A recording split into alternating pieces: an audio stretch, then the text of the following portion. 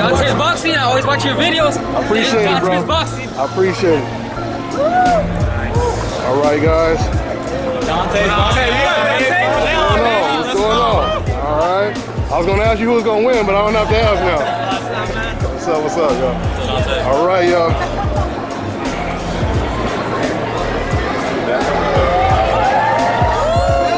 All right. DONTAE'S Boxing Nation. My man. Canelo.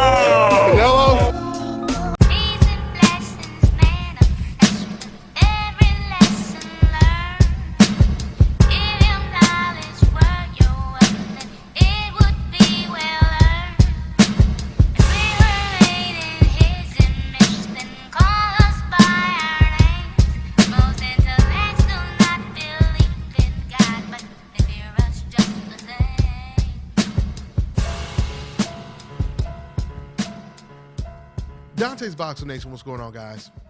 So Gabe Rosado, a man who's been in the ring with pretty much everyone, he was asked the question, who was the hardest puncher you've been in the ring with? And Gabe Rosado, surprisingly, he said it was Peter Quillen. Now, when he was asked why he didn't choose Gennady Golovkin, he said, well, you know, Golovkin, he has the best snap on his punches, but when it comes to straight power and heavy-handed, he said, I would have to give it to Peter Quillen. Now, the reason why I find that so interesting is because when you look at the similar circumstances that Danny Jacobs is in right now, when he fought against Peter Quillen, he was the underdog. He was going against a hard puncher, an undefeated hard puncher, and the reason why he was an underdog is because people questioned his chin, right? So now you hear Gabe Rosado say the hardest puncher he's ever been in the ring with was Peter Quillen, and we now know that Danny Jacobs, he knocked out Peter Quillen in the first round. The situation is very analogous when you look at the Golovkin versus Jacobs situation, right? It's all the same thing. Heavy underdog is Danny Jacobs. Once again, going against an undefeated power puncher, one of the hardest punchers, right? And the majority of people are questioning Danny Jacobs' chin, including a lot of professional boxers, like Curtis Stevens. He said that, he even said that he didn't feel, his Brooklyn mate had a good chance because he questioned Danny Jacobs' chin, right? Now, it's just really interesting, like I said, when you look at all the similarities. Now, of course, when we look at the differences, of course, when it comes to Golovkin is a much better fighter than Peter Quillen. He's far more skilled than Peter Quillen. We know this. But once again, when we are looking at the power aspect, it's amazing how similar the situation is for Danny Jacobs.